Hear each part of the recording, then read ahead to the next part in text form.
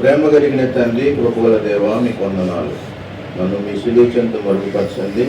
మీతో, మాతో, మందరితో మీరే మాట్లాడి మనం పొందుకున్నాను. యేసు నామమున అడుగుచున్నాము తండ్రి, ఆమేన్. ఇక్కడ చదువుబడిన లేఖనాన్ని మనం గమనించినట్లయితే, దేవుని ప్రజలు లోకమనే ఐగుప్తులో ఉన్నారు. లోకమనే ఐగుప్తులో ఉన్నారు.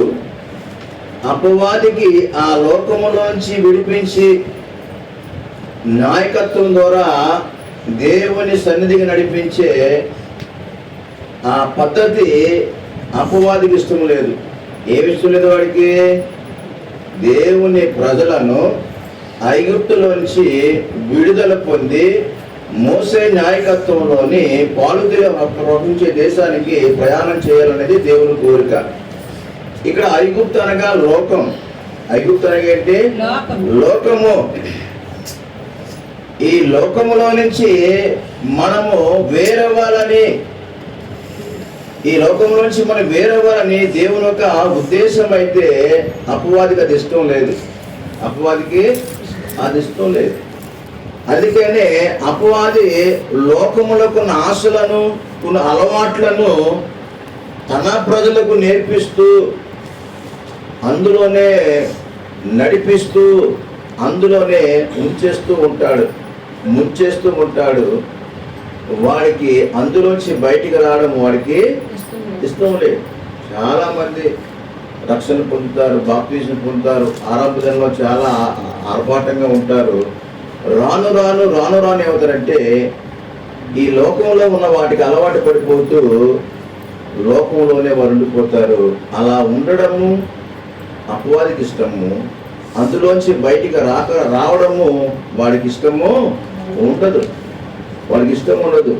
అందుకనే మనము వాడి యొక్క ఇష్టాన్ని నెరవేర్చే వారముగా ఉండకుండా మనం ఏం చేయాలంటే పట్టుదలతోటి అందులోంచి బయటికి రావాలి. దేమ ఇహలోకాన్ని స్నేహించి వాడు లోకంలోకి వెళ్ళిపోయాడు. ఇశ్రాయేలు ప్రజలు కూడా తక్కువ వారేంటి? సమస్య వచ్చినప్పుడు మరలా మేము వెనక్కి వెళ్ళిపోతాం.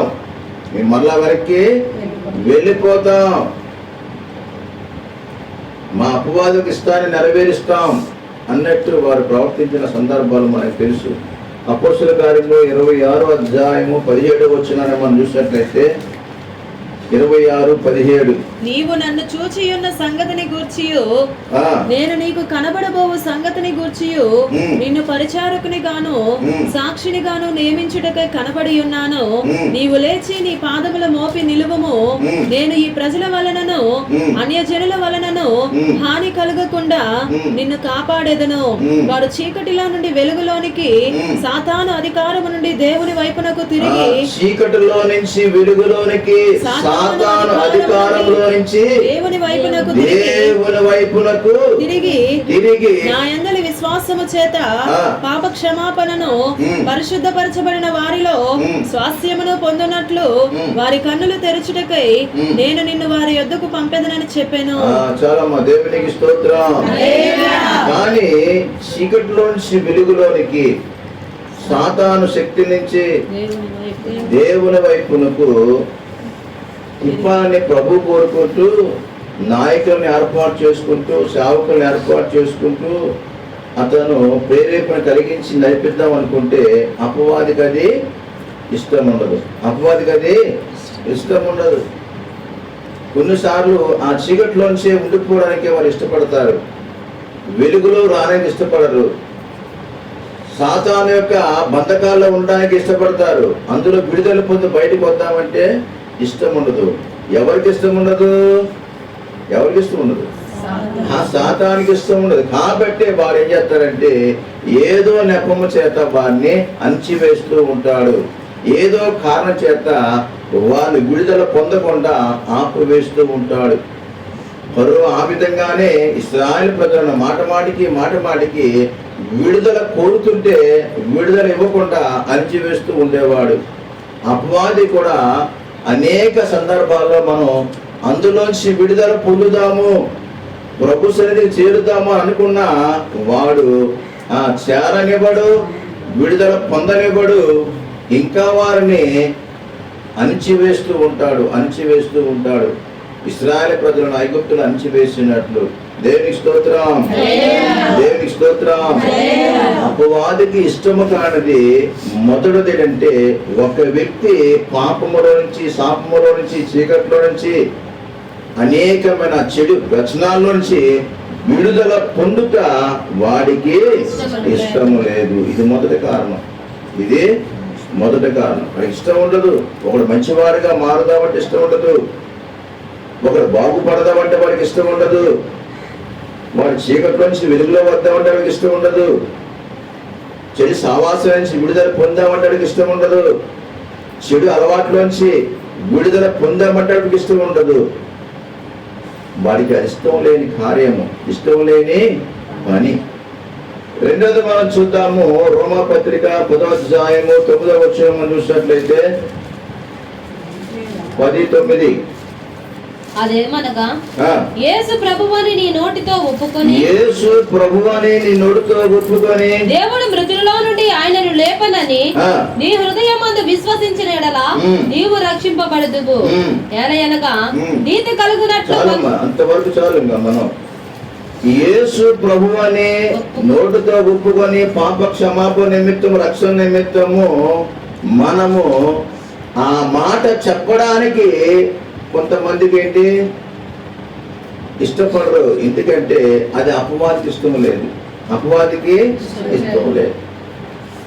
నేను వాళ్ళ పేరు ఎత్తనండి, నా జీవితంలో వాళ్ళ ముఖం చూడను, వాళ్ళ పేరు ఎత్తను అంటుంటారు. ఎందుకని? వాళ్ళంటే వీరికి ఏదో విరోధం అయింది, ఏదో పడలేదు కాబట్టి.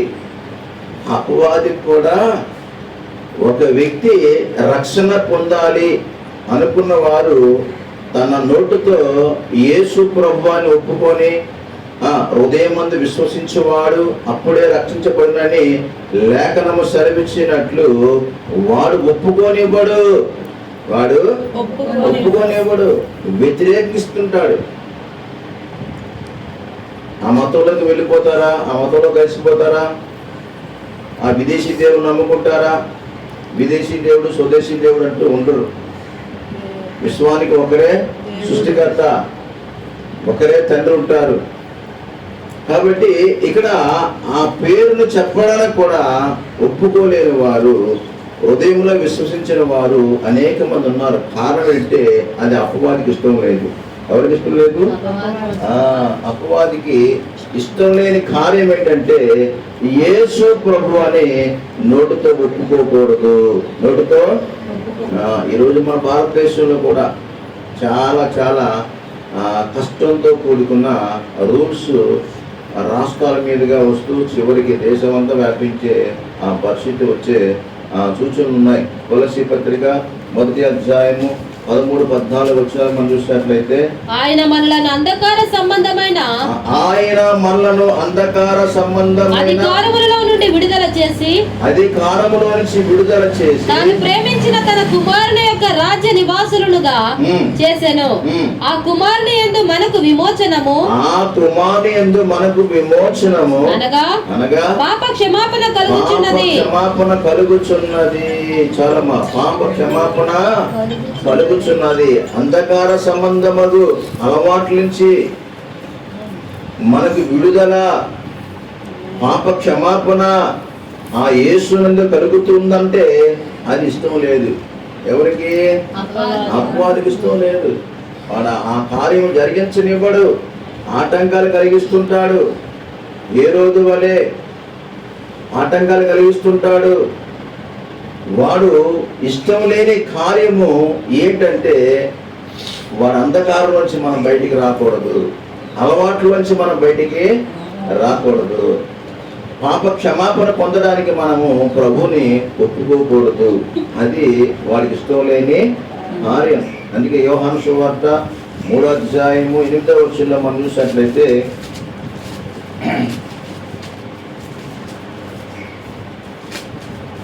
గాలి తనకిష్టమైన చోటను విసరను, నీవు దాని శబ్దము విందువే గాని అది ఎక్కడి నుండి వచ్చునో ఎక్కడికి పోవునో నీకు తెలియదు.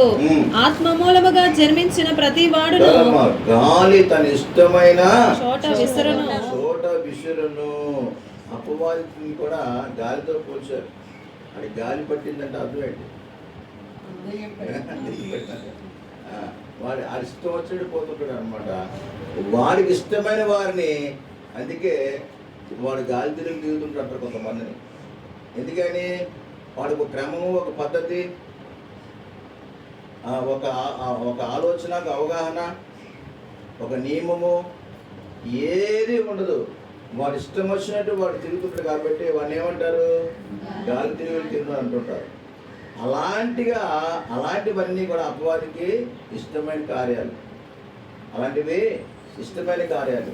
మంచి వారితో సహవాసం చేద్దాం, మంచిగానే మాట్లాడుకుందాము, మంచి పనులు చేద్దాము, మంచిగా దేవుని సన్నిధికి వెళ్దాము, మంచిగా మనం ప్రార్థన చేసుకుందాం అంటే వాడికి ఇష్టం ఉండదు. ఎవరికి ఇష్టం ఉండదు? అపవాదికి ఇష్టం ఉండదు. నువ్వు ఊరి మీద ఎంతైనా తిరుగు, వాడికి ఇష్టమే. కానీ నువ్వు ఇంటి పట్టుకొచ్చినా ఇష్టం ఉండదు, నువ్వు చక్కగా ఉందామన్నా వాడికి ఇష్టం ఉండదు. అందుకనే ఒక వ్యక్తికి ఎవడు పట్టాడు అంటే ఆడంటే ఎవడు? అపవాది పెట్టాడు. పట్టినాడు. ఏం చేస్తున్నాడు? ఒంటి మీద బట్టలు లేకుండానా, ఇంట్లో ఉండకుండానా వాడికి వాడే గాయపరుచుకుంటూ సమాధుల్లోకి వెళ్ళిపోయి ఏం చేస్తున్నాడు? తిరుగుతూ ఉన్నాడు. అలాంటి వాడిని ప్రభు వచ్చి స్వస్థపరిచినప్పుడు ప్రభు పాదాల దగ్గర మౌనంగా ఉన్నాడట, చక్కగా ఉన్నాడంట, సరిగా ఉన్నాడంట, స్వస్థపరచబడి ఉన్నాడంట. ఆయన చూసి ఆ గ్రామ ప్రజలందరూ కూడా ఏమయ్యారు? ఆశ్చర్యపోయారు. అంతకుముందు వాడిని నెమ్మలపరచడానికి, సాధుపరచడానికి ఆ ఊరు ప్రజలందరూ కూడా ప్రయత్నం చేసిన వాడిని నెమ్మలపరచలేకపోయారంట. వచ్చేవాడు రాళ్ళతో కొట్టేవాడో ఏం చేసేవాడో కానీ, గాయపరిచేవాడో ఏం చేసేవాడో తెలియదు కానీ వాడిని పట్టుకోవడానికి భయపడేవారు. వాడిని అనేక రీతిలుగా నెమ్మలపరచాలని ప్రయత్నించారు. కానీ చివరికి ప్రభువు అక్కడ ఏం చేశాడంటే అతనిని నెమ్మలపరిచాడు. ఎందుకంటే అపవాదికి ఇష్టం ఉండదు. ఒక వ్యక్తిని తన ఇష్టం వచ్చినట్టు వాడుకోవాలని, ఇష్టం వచ్చినట్టు తిప్పుకోవాలని, దేవునికి వ్యతిరేకంగా పని చేయాలని, ప్రవర్తించాలని అపవాదికి ఇష్టం. ఒకడు మంచిగా ఉన్నా, మంచి మాటలు చెప్పుచున్నా, దేవుని సన్నిధికి వెళ్తున్నా, మోకరించి ప్రార్థన చేస్తున్నా, కుటుంబంతో కలిసి ఉందామన్నా అపవాదికి ఇష్టం ఉండదు. వాడికి ఇష్టం లేని కార్యాలు. అందుకే 2 కొరింథీ 11వ అధ్యాయం 3వ వచనం చూస్తే, 2 కొరింథీ పత్రిక 11వ అధ్యాయము 3వ వచనము, సర్పము తన కుయుక్తి చేత అవ్వను మోసపరిచినట్టు మీ మనసులను కూడా చెరపబడి క్రీస్తు యెడలున్న సరళత నుండి, పవిత్రత నుండి ఎట్లైనను తొలగిపోవాలని తొలగిపోతారేమో అని భయపడుచున్నాడు పౌలు. ఎందుకని? అపవాది కుయుక్తి చేత ఆ పని చేస్తూ ఉంటాడు. ఎందుకంటే వాడికి ఇష్టం లేని పని మనం చేసేది. ప్రార్థన చేయుట ఆయనకి ఇష్టం ఉండదు, వాక్యం చదువుట ఆడికి ఇష్టం ఉండదు, పాటలు పాడుట ఆడికి ఇష్టం ఉండదు, దేవుని సన్నిధికి వెళ్ళుట ఆడికి ఇష్టం ఉండదు, ప్రభువుని గురించి సువార్త చెప్పుట ఆడికి ఇష్టం ఉండదు. ఇవన్నీ ఇష్టం లేని పనులు కాబట్టి వాడు ఏదో విధంగా మోసం చేస్తూ, వ్యాసం వేస్తూ మనల్ని ప్రభు యొక్క సరళత నుంచి మనల్ని తప్పించడానికి వాడు ప్రయత్నము చేస్తుంటాడు.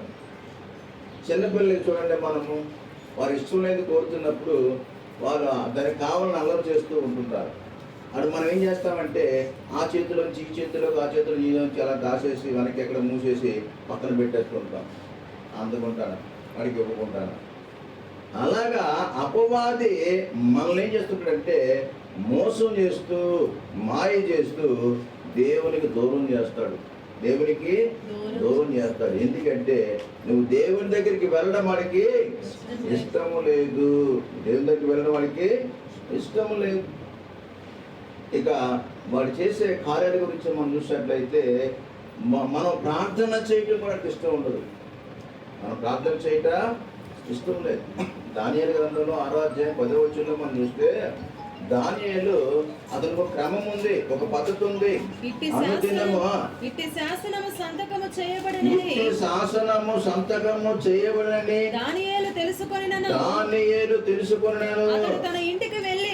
అతడు తన ఇంటికి వెళ్ళి యథాప్రకారముగా అనుదినము ముమ్మారు మోకాల్లోని తన ఇంటి పైగది కిటికీలు యెరూషలేము తట్టునకు తెరవబడి ఉండగా తన దేవునికి ప్రార్థన చేయుచు ఆయనను స్తుతించుచు వచ్చెను.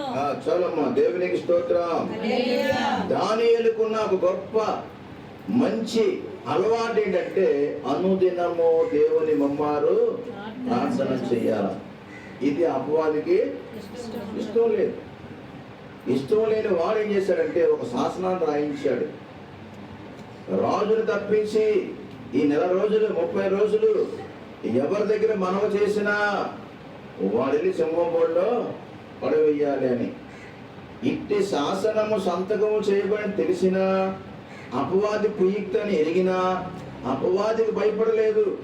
ఎందుకంటే లోకంలో ఉన్నవాడి కంటే నాలో ఉన్నవాడు గొప్పవాడని దానియేలు గ్రహించి అతడు తన ఒక అనుదినము చేసే ప్రార్థన మానలేదు. దేవునికి స్తోత్రం. కొన్నిసార్లు ఇలాంటి ప్రార్థన కూడా చేస్తే వాడికి ఇష్టం ఉండదు. ప్రార్థన చేస్తున్నప్పుడు కొన్నిసార్లు ఆ భర్త వచ్చి ప్రార్థన చేయకుండా ఆపడము, పిల్లలు వచ్చి ప్రార్థన చేయకుండా ఆపడము, లేకపోతే కొన్నిసార్లు భర్త ప్రార్థన చేస్తుంటే భార్య ఆపడము, లేకపోతే ఇంకా ఇరుగు పొరుగు వారు ఆటంకపరచడము, ఇలాంటి సందర్భాలు జరుగుతుంటాయి. ప్రార్థనలో ఉండగానే ఏదో ఒక అభ్యంతరం, ఏదో ఒక ఆటంకం, ఏదో ఒక శోధన, ఏదో ఒక సమస్య, ఏదో కబురు, ఏదో ఒక పిలుపు, ఇవన్నీ ఏంటి? వాడికి ఇష్టం లేదు ప్రార్థన చేయడము. వాడికి ఇష్టం లేదు కాబట్టి ఏదో విధంగా నీ ప్రార్థన ఆపడానికి వాడు ఆటంకం పరుస్తుంటాడు. వాడు ఏం చేస్తాడు? ఆటంకపరుస్తాడు. వాడికి ఇష్టం లేని పని నువ్వు చేస్తున్నావు కాబట్టి నీకు ఆటంకాన్ని కలిగిస్తాడు. దేవుని స్తోత్రం. దేవుని స్తోత్రం. వాడికి ఏమి ఇష్టం లేదు? ప్రార్థన చేయటం వాడికి ఇష్టము లేదు. మరి ఈరోజు ఎంతమంది ప్రార్థన చేయట్లేదో మిమ్మల్ని మీరు గమనించుకోండి. మీరు ప్రార్థన చేయట్లేదంటే అపవాదకు ఇష్టాన్ని మీరు నెరవేరుస్తున్నారని. అపవాదకు ఇష్టాన్ని నెరవేరుస్తున్నారు. వాడు ఎంత సంతోషిస్తాడు. ఇప్పుడు ప్రభు అన్నారు, నా మాట గైకొని, నా మాట విని నా మాట గైకొన్నవాడు నన్ను ఏది అడిగినా నేను వారికి ఇస్తాను అన్నారు. ఇప్పుడు మనం అపవాది మాట మనం విన్నాం కాబట్టి, అపవాది ఇష్టాన్ని నెరవేరుస్తున్నాం కాబట్టి వాడు ఇస్తాడు. ఏంటి? లోకంలో ఉన్న ఆస్తులన్నీ ఇస్తాడు. ప్రభువుని ఎత్తైన కొండపై తీసుకెళ్ళి ఈ రాజ్యం అంతా నీకు ఇచ్చేస్తానని చూపించాడంట, ఆడు సొత్తులాగా. అలాగా మనము ప్రార్థన చేయట్లేదంటే అపవాదకు ఇష్టాన్ని నెరవేర్చిన వారం అవుతాం. వాడికి ప్రార్థన చేయడము ఇష్టం ఉండదు. వాడికి ప్రార్థన చేయటం ఇష్టం ఉండదు. కొలస్సీ పత్రిక 3వ అధ్యాయం 16వ వచనం చూస్తే, సంగీతములతోనూ కీర్తనలతోనూ ఆత్మ సంబంధమైన పద్యములతోనూ ఒకనికి ఒకడు బోధించుచు బుద్ధి చెప్పుచు కృపా సహితముగా మీ హృదయములలో దేవుని గూర్చి గానము చేయుచు సమస్త విధములైన జ్ఞానముతో క్రీస్తు వాక్యము మీలో సమృద్ధిగా నివసింపనీయుడి. దేవునికి స్తోత్రం. ఇక్కడ చక్కని ఆత్మ సంబంధమైన పాటలు పాడుకుంటూ దేవుని వాక్యము, కృపాసహితమైన దేవుని వాక్యమును వింటూ దేవుని మహిమపరుస్తూ ఉండాలని మనం కోరుకుంటే అది వాడికి ఇష్టం ఉండదు. అది వాడికి ఇష్టం ఉండదు. అందుకనే మనం పాడుతున్న పాటల్లోని సినిమా పాటలు పెడుతూ ఉంటున్నాడు. ఈరోజు చాలా మంది క్రైస్తవులు సెల్ ఫోన్లో దేవుని పాటల కన్నా సినిమా పాటలు పెట్టుకుంటున్నారు. ఎందుకని? వాడికి ఇష్టం ఉండదు. వాడికి ఇష్టం ఉండదు. నువ్వు దేవుని పెట్టమని చెప్పుకోలేవు. కనీసం నీ ఫోన్ నుంచి అవతల వాడికి రింగ్ వస్తే ఏమొస్తుంది? ఒక చక్కని దేవుని పాట వస్తే నీకు ఒక ఇండికేట్, ఓహో క్రైస్తవుడుగా అనుకుంటారు. నీ ఫోన్ ద్వారా కనీసం వాడికి శుభార్త చెప్పడం కూడా వాడికి ఇష్టం లేదు కాబట్టి అందులో ఏం పెడతాడు? మళ్ళా సినిమా పాట పెడతాడు. వాడికి ఇష్టం ఉండదు. నువ్వు దేవుని పాటలు పాడినా వాడికి ఇష్టం ఉండదు. దేవుని వాక్యం విన్నా వాడికి ఇష్టం ఉండదు. అది మనం చూద్దాం. 1 యోహాను సువార్త పత్రిక 2వ అధ్యాయం 14వ వచనం చూసినట్లయితే, చిన్న పిల్లలారా మీరు తండ్రిని ఎరిగి ఉన్నారు గనుక మీరు తండ్రిని ఎరిగి ఉన్నారు గనుక మీకు వ్రాయిచున్నాను. తండ్రులారా మీరు ఆది నుండి ఉన్నవానిని ఎరిగి ఉన్నవాని ఎరిగి ఉన్నారు గనుక మీకు వ్రాయిచున్నాను. యవనస్తులారా మీరు బలవంతులు దేవుని వాక్యము మీ యందు నిలుచుచున్నది. మీరు దుష్టుని జయించియున్నారు. కనుక మీకు వ్రాయిచున్నాను. చాలమ్మా, దేవునికి స్తోత్రం. పిల్లలారా, తండ్రులారా, యవనస్తులారా, బలవంతులారా, అపవాది యొక్క తంత్రాలు మీరు గ్రహించండి, గుర్తించండి అని భక్తులు మొరపెడుతుంటే అపవాది వారిని అనేక మాయల చేత, మోసం చేత అవ్వను మోసగించినట్లు మోసగిస్తూ వాడు దేవుని పాటలు పాడనివ్వడు, దేవుని సన్నిధికి రానివ్వడు, ప్రార్థించనివ్వడు, లోకములోంచి విడుదల పొందనివ్వడు, పాపములోంచి విడుదల పొందనివ్వడు, వ్యసనాల నుంచి విడుదల పొందనివ్వడు. అది వాడికి ఇష్టము లేని కార్యము. వాడికి ఇష్టం లేని కార్యం. ఇక మరొక విషయం చూసినట్లయితే యోహాను సువార్త 17వ అధ్యాయము 17 సత్యమందు వారిని ప్రతిష్ఠిత చేయము, నీ వాక్యమే సత్యము. చాలమ్మా, సత్యమందు వారిని నీవు ప్రతిష్ఠిత చేయము, నీ వాక్యమే సత్యము. ఒకసారి పిలాతు యేసు ప్రభువుని ఈ ప్రశ్న అడుగుతుంటారు.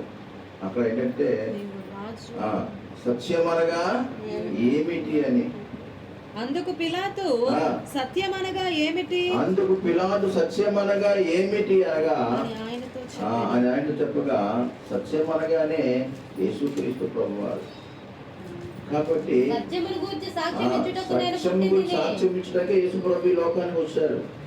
అంటే సత్యము గురించి సాక్ష్యం ఇవ్వడానికి లోకానికి వచ్చారంటే లోకంలో ఏముంది? అసత్యం ఉంది, అబద్ధం ఉంది. అందులోంచి విడుదల పొందడానికి యేసు ప్రభు లోకానికి వచ్చారు.